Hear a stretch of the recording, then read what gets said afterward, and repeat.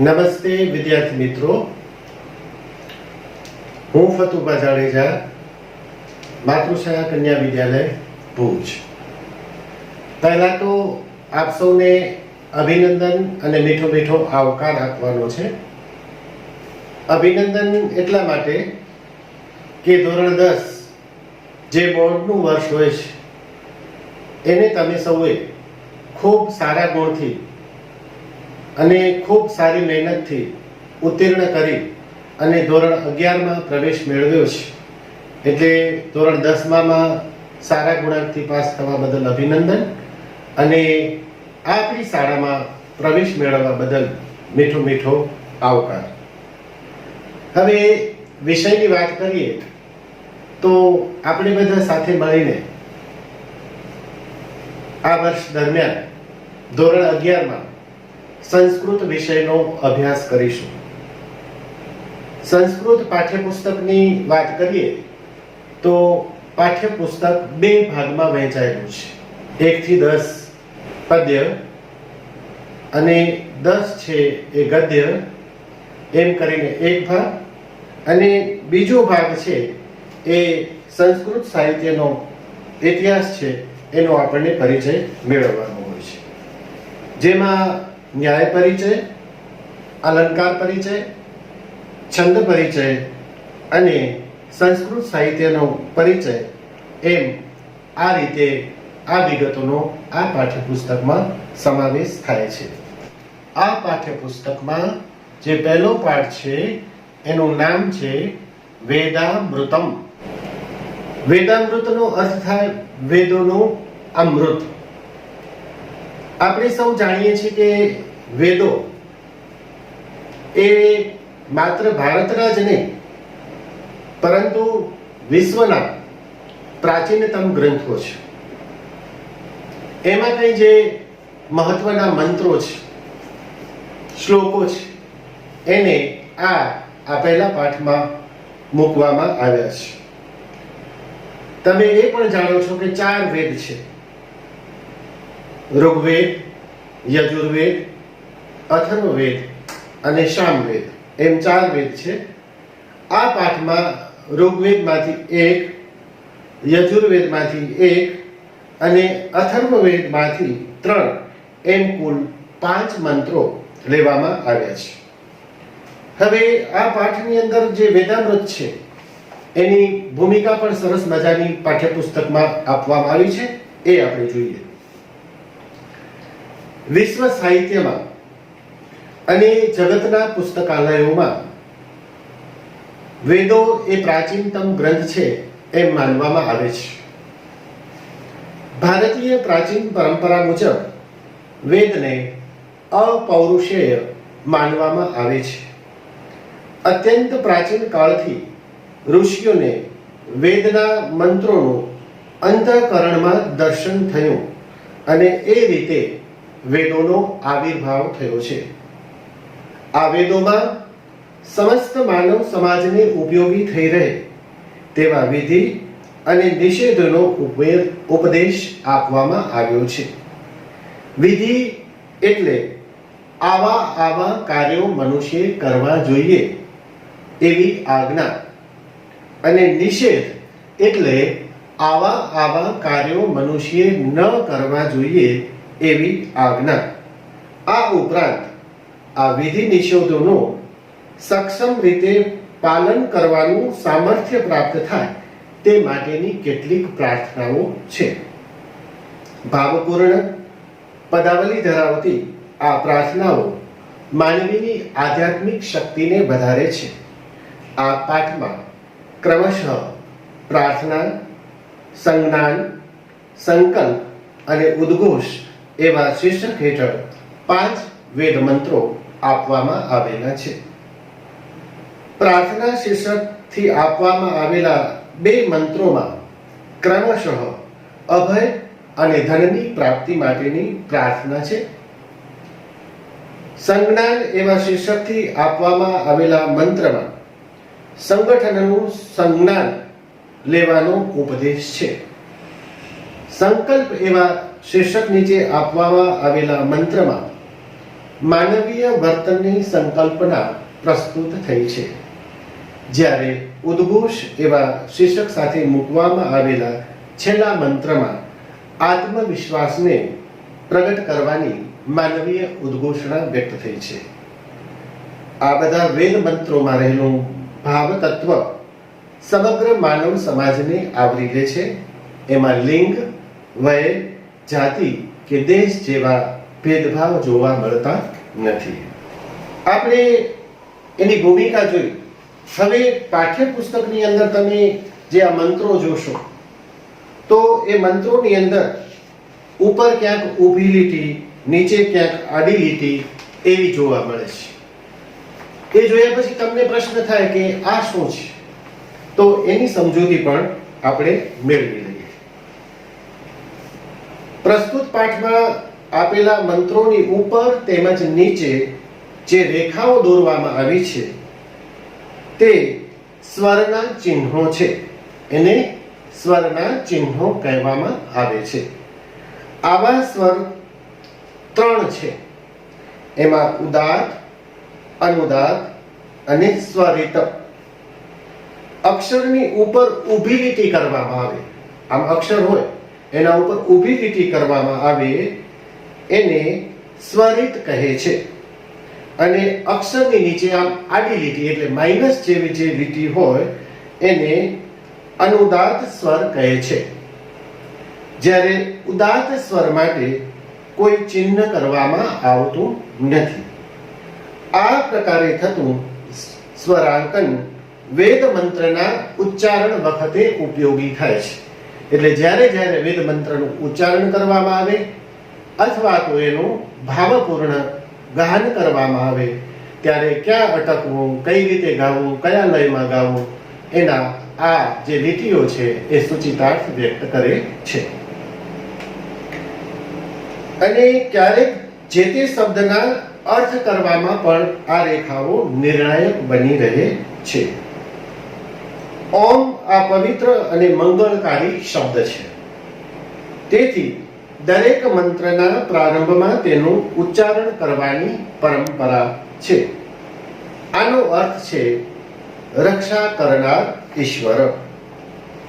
તો આટલી પ્રાથમિક સમજૂતી પછી આપણે વેદામૃતમાં જે 5 શ્લોકો છે એને આપણે સમજીએ, એના શબ્દોને સમજીએ અને એનો આપણે અનુવાદ કરીએ.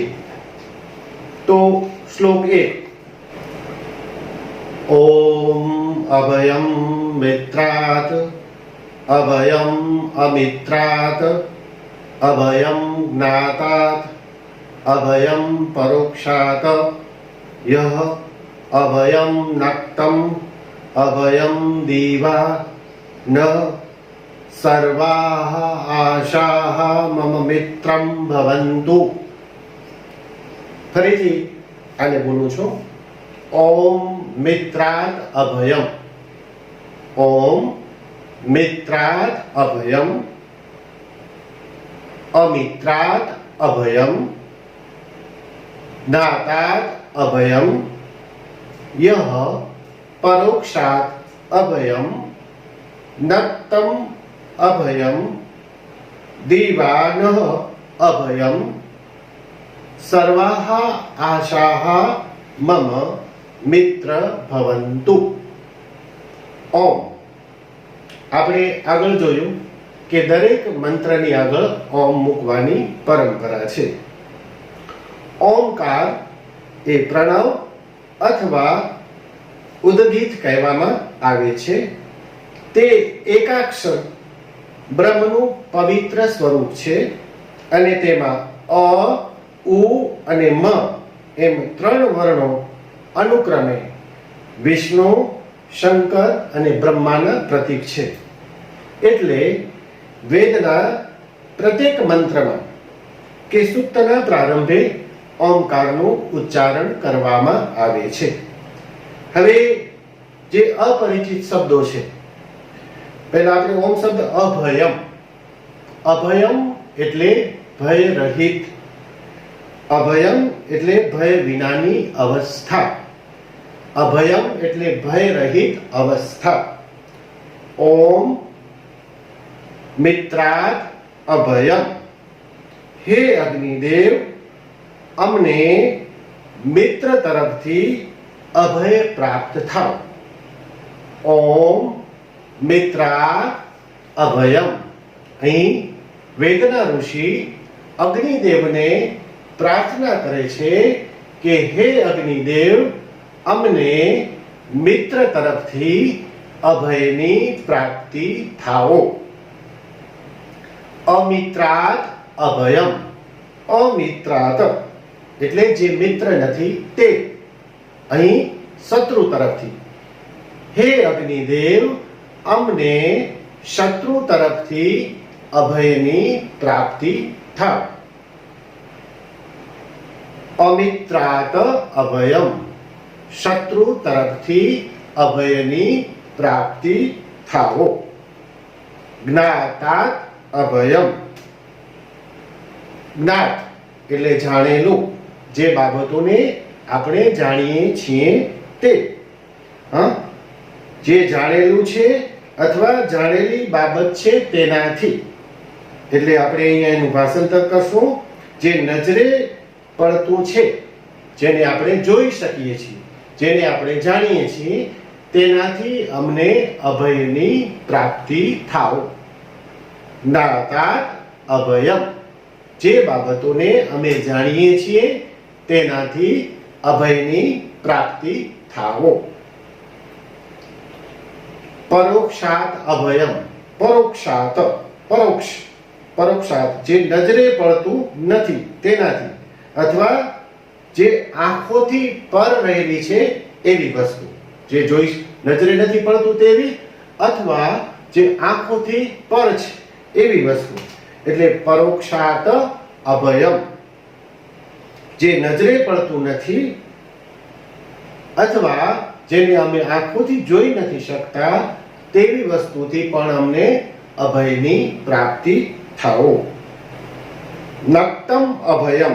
નક્તમ એટલે રાત્રે, પછી છે દીવા એટલે દિવસે। હે અગ્નિદેવ, અમને રાત્રે અને દિવસે પણ અભયની પ્રાપ્તિ થાઓ। અને છેલ્લે સર્વાહા એટલે બધી જ, આશાહા એટલે દિશાઓ, મમ એટલે મારી, મિત્રમ એટલે મિત્ર, ભવંતુ એટલે થાવ। બધી જ દિશાઓ, સર્વે દિશાઓ મારી મિત્ર બની રહો અથવા મારી મિત્ર થાવ। ફરીથી આપણે શ્લોક જોઈએ। ઓમ મિત્રાદ અભયમ। હે અગ્નિદેવ, અમને મિત્ર તરફથી અભયની પ્રાપ્તિ થાઓ। અમિત્રાદ અભયમ, શત્રુઓ તરફથી અભયની પ્રાપ્તિ થાઓ। જ્ઞાતાદ અભયમ, જાણીએ છીએ અથવા જોઈ શકીએ છીએ તેવી વસ્તુથી પણ અભયની પ્રાપ્તિ થાઓ। પરોક્ષાત અભયમ, જે જોઈ શકતા નથી અથવા નજરે પડતું નથી એવી વસ્તુઓથી પણ અભયની પ્રાપ્તિ થાઓ। નક્તમ અભયમ દિવાન અભયમ, રાત્રિ અને દિવસથી અમને અભયની પ્રાપ્તિ થાઓ। રાત્રે અભયમ અને દિવસે પણ અભય પ્રાપ્ત થાઓ। આ રીતે બધી જ દિશાઓ, સર્વાહા બધી જ, આશાહા, આશાહા એટલે દિશાઓ,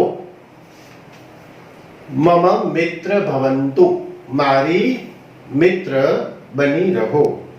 હે અગ્નિદેવ, અમને મિત્ર તરફથી અભય, શત્રુ તરફથી અભય, જાણેલી બાબતો તરફથી અભય, ન જાણેલી બાબતો તરફથી અભય, રાત્રે અને દિવસે પણ અભયની પ્રાપ્તિ થાય અને બધી જ દિશાઓ મારી મિત્ર બની રહો।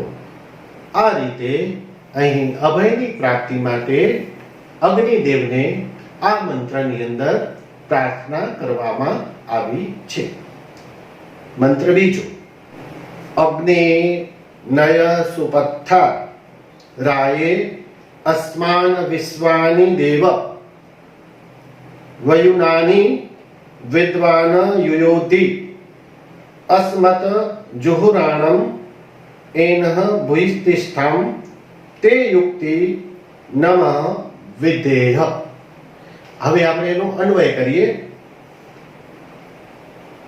હે અગ્નિદેવ, અસ્માન વિશ્વાણી વયુનાની વિદ્વાન રાયે સુપત્થાનય અસ્મત જુહુરાણમ એન યુયોદ્ધિ ભુયિતિષ્ઠામ તે યુક્તમ નય વિધિમ। અગ્નિ પહેલો શબ્દ છે અગ્નિ। હે અગ્નિદેવ, અહીં અગ્નિદેવને પ્રાર્થના કરવામાં આવી છે।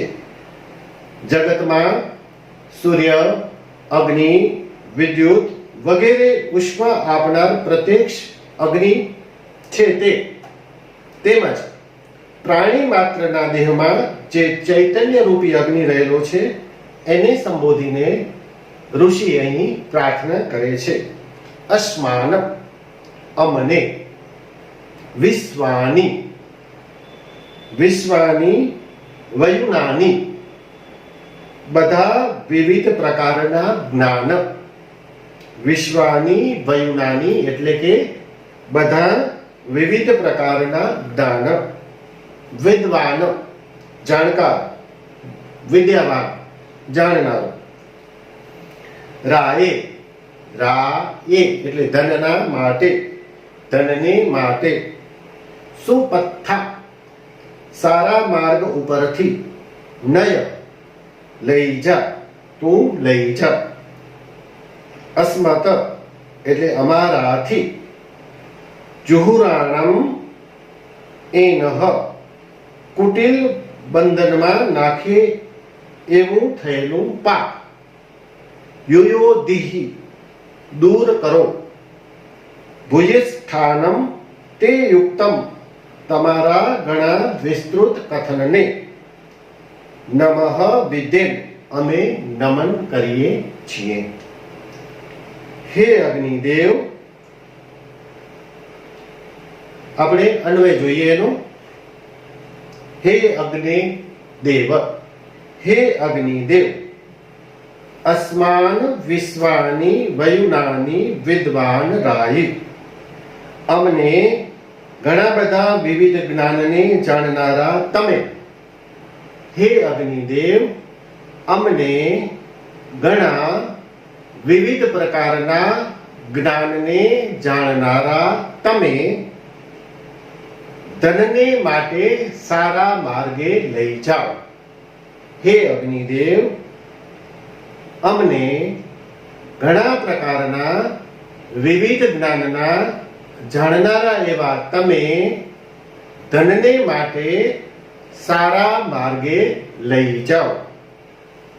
અમારાથી જે કુટિલ બંધનકારી એવું પાપ થયેલું છે તેને તમો દૂર કરો।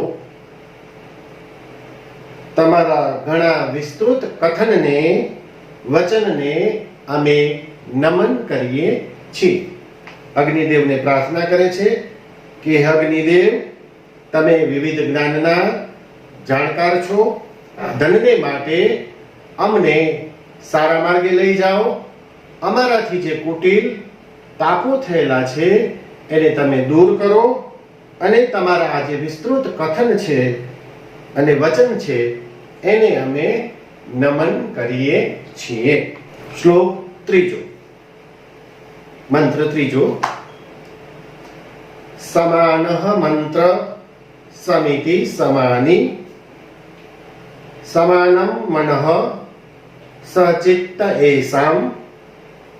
સમાનમ મંત્ર અભિમંત્રેવઃ સમાનેન હવિષા જુહોમિહિ। વ અન્વય કરીએ। સમાન મંત્ર, સમાની સમિતિ, સમાનમ મનઃ એષામ ચિત્તઃ એષામ ચિત્તમ સહ। સમાનમ મંત્રમ અભિમંત્રે સમાનેન હવિષા જુહોમિ। વ એટલે તમારા સૌનો. સમાન મંત્ર એક સરખો વિચાર. સમાન મંત્ર એટલે એક સરખો વિચાર, એક સરખી વિચારસરણી કે એક સરખી વિચારધારા. સમાની એટલે એક સરખી. સમાન એટલે એક સરખો અને સમાની એટલે એક સરખી. સમાની સમિતિ તમારા સૌની સભા એક સરખી બનો. તમારા સૌના વિચારો એક સરખા બનો. તમારી સૌની સભાઓ એક વિચારવાળી એટલે કે વિવાદ વિનાની બનો. સમાનમ મનઃ તમારું મન પણ એક સરખું બને. એસામ ચિત્તમ સહ આ બધાનું ચિત્ત અંતઃકરણ ઐક્યવાળું સમાન બને. તમારું મન, તમારું હૃદય, તમારું ચિત્ત એ સમાન બને. સમાનમ મંત્રમ અભિમંત્રે એક સમાન વિચારને હું માન્ય રાખું છું. સમાનેન હવિષા એક સરખા હવિષ્ય. હવિષ્ય એટલે યજ્ઞમાં હોમ દ્રવ્ય જે પદાર્થો હોમવાના હોય એને હવિષ્ય કહે છે. તમારા જે એક સરખા પદાર્થ હવિષ્ય છે એક સરખા બનો. જુહોમી હું હોમ કરું છું, હું યજ્ઞ કરું છું. બરાબર, ફરીથી જોઈ જઈએ. તમારા સૌના વિચારો એક સરખા થાઓ. સમાનઃ મંત્ર. સમાનઃ મંત્ર તમારા સૌના વિચારો એક સરખા થાઓ. સમાની સમાની સમિતિ તમારી સભાઓ મતભેદ વગરની એટલે કે એક મત થાઓ. સમિતિ સભા. સમાની સમિતિ તમારી સભા મતભેદ વગરની એટલે કે એક મત થાઓ. સમાનમ મનઃ એસામ ચિત્તમ સહ તમારી વિચારસરણી, તમારી વિચારધારા એક સમાન બનો અને તમારા સૌનું અંતઃકરણ ઐક્યવાળું થાઓ. સમાનમ મંત્રમ અભિમંત્રે એક સરખા વિચારને હું માન્ય રાખું છું. એક સરખા વિચારને હું માન્ય રાખું છું. સમાનેન હવિષા જુહોમી એક સમાન હોમ દ્રવ્ય વડે હું હોમ કરું છું, હું યજ્ઞ કરું છું. ફરીથી ભાષાંતર આપણે જોઈએ. તમારા સૌના વિચારો એક સરખા થાવ. તમારી સભાઓ એક સરખી થાવ એટલે કે મતભેદ વિનાની થાવ. તમારી વિચારસરણી એક બને. તમારું અંતઃકરણ એક બને. તમારા એક સરખા વિચારને હું માન્ય કરું છું અને તમે એક સમાન હોમ દ્રવ્ય વડે યજ્ઞ કરો. હું એક સમાન હોમ્ય દ્રવ્ય વડે હું યજ્ઞ કરું છું. મંત્ર ચોથો. સરદયમ સામનસ્ય અવિદ્વેષમ કૃણોમીવ અન્યમ અભિહર્યત વત્સજાતમ ઇવ અદન્ય. અહમ વહ સરદયમ સામનસ્ય અવિદ્વેષમ કૃણોમિ અદન્યા જાતમ વત્સમ ઇવ અન્યમ અભિહર્યત. વ યુષ્માન છે તમને સૌને. સહૃદયમ સમાન હૃદયવાળા, સરખા હૃદયોથી યુક્ત. સહૃદયમ એનો અર્થ સમાન હૃદયવાળા, સરખા હૃદયોથી યુક્તમ. કૃણોમિ કરું છું, બનાવું છું.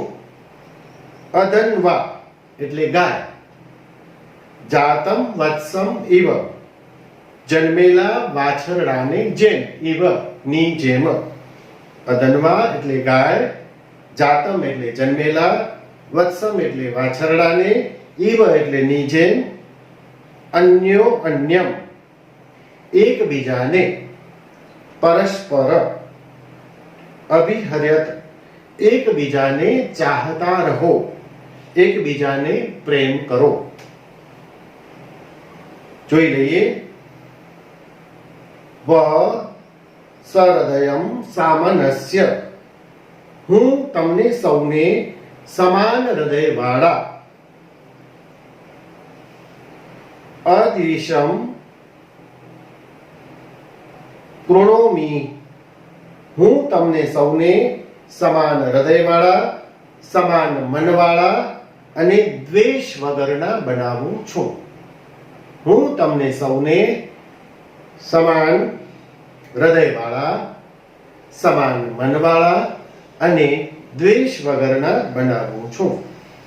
પછી એના માટે ઉદાહરણ આપે છે કે ગાય જેમ જન્મેલા વાછરડાને ચાહે છે તેમ તમે સૌ એકબીજાને પ્રેમ કરો, એકબીજાને ચાહતા રહો. અદન્યા જાતમ વત્સમ ઇવ અન્યો અન્યમ અભિહર્યત, જેવી રીતે ગાય જન્મેલા વાછરડાને ચાહે છે તેમ તમે એકબીજાને ચાહતા રહો. ને પાંચમો મંત્ર. અયમ મે હસ્ત ભગવાન, અયમ મે ભગવત્તરઃ, અયમ મે વિશ્વભેષજ, અયમ શિવાંભિ દર્શનમ. ફરીથી જોઈએ. અયમ મે હસ્ત ભગવાન, અયમ મે ભગવત્તરઃ, અયમ મે વિશ્વભેષજ, અયમ મે શિવાભિ દર્શનઃ. અયમ મે હસ્ત ભગવાન, અયમ મે હસ્ત ભગવત્તરઃ, અયમ મે હસ્ત વિશ્વભેષજ, અયમ મે હસ્ત શિવાભિ દર્શનઃ અસ્તિ. ઋષિ મનમાં રહેલા ભાવને વૈખરી વાણીથી બહાર કાઢવાની ઘોષણા કરતા હાથનું મહત્વ જાહેર કરતા કહે છે. હાથ એટલે કર્મનું મહત્વ જાહેર કરતા કહે છે અયમ મે હસ્ત, અયમ મે હસ્ત, આ મારો હાથ. અયમ મે હસ્ત, આ મારો હાથ. ભગવાન એટલે ભાગ્યવાન, ઐશ્વર્ય વાળો. ભગવાન એટલે ભાગ્યવાન, ઐશ્વર્ય વાળો. ભગવત્તરઃ અતિશય ભાગ્યવાન, ભગવત્તરઃ એટલે અતિશય ભાગ્યવાન. વિશ્વભેષજ, આ બધી વ્યાધિઓને, રોગોને મટાડવાની ઔષધિ. એટલે કે આ મારો હાથ છે એ બધા દુનિયાના સંસારની જે આધિ વ્યાધિઓ છે એને મટાડવાની ઔષધિ. શિવાભિદર્શનઃ, કલ્યાણકારી સ્પર્શ વાળો. આપણે શ્લોકનો અનુવાદ જોઈએ. આ મારો હાથ એ ભાગ્યશાળી છે, ઐશ્વર્યશાળી છે. આ મારો હાથ અતિશય ભાગ્યવાન છે. જુઓ, શબ્દો સંસ્કૃત શબ્દો સાથે જોતા જઈએ. અયમ મે હસ્ત, આ મારો હાથ. ભગવાન ભાગ્યવાન, ઐશ્વર્યશાળી. અયમ મે હસ્ત ભગવત્તર, આ મારો હાથ અતિશય ભાગ્યવાન છે. અયમ મે હસ્ત વિશ્વભેષજ, આ મારો હાથ, આ મારો હાથ છે એ બધા જ રોગોને મટાડવાની ઔષધિ છે. અયમ મે હસ્ત શિવાંભિ દર્શનઃ, આ મારો હાથ કલ્યાણકારી સ્પર્શ વાળો છે. એટલે કર્મનું મહત્વ, હાથ દ્વારા સત્કર્મોનું મહત્વ એ આ મંત્રમાં વ્યક્ત થયું છે. તો આ રીતે આપણે આ વેદામૃતના જે 5 મંત્રો છે એનો આપણે શબ્દશઃ અનુવાદ કર્યો. હવે જે ટિપ્પણમાં જે સ્વાધ્યાય આપેલું છે અને ટિપ્પણ છે એમાં જે અપરિચિત શબ્દો તમારા માટે હોય એ નોંધવાના, અને સ્વાધ્યાયમાં જે સંસ્કૃતમાં ઉત્તર આપવાના છે એના સંસ્કૃતમાં ઉત્તર આપવાના, ગુજરાતી ભાષામાં જેના ઉત્તર આપવાના છે એના ગુજરાતી ભાષામાં, ઉપરાંત જે કાંઈ ટિપ્પણી અથવા ટૂંક નોંધ હોય એ આપણે 200 પાનાની નોટ બનાવવાની છે.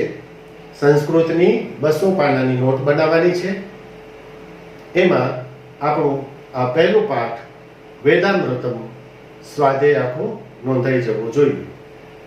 આપણે જે રીતે પાઠ ગદ્ય અને પદ્ય ચાલતા જશે એ રીતે નોંધતા જશું. નોટના 2 વિભાગ કરશું. એક વિભાગમાં 1 થી 20 પાઠ ક્રમશઃ જેમ ચાલે એમ નોંધીશું, અને બીજા વિભાગમાં ન્યાય, અલંકાર, છંદ વગેરેનો પરિચય તથા સંસ્કૃત સાહિત્યનો પરિચય છે એને આપણે નોંધીશું.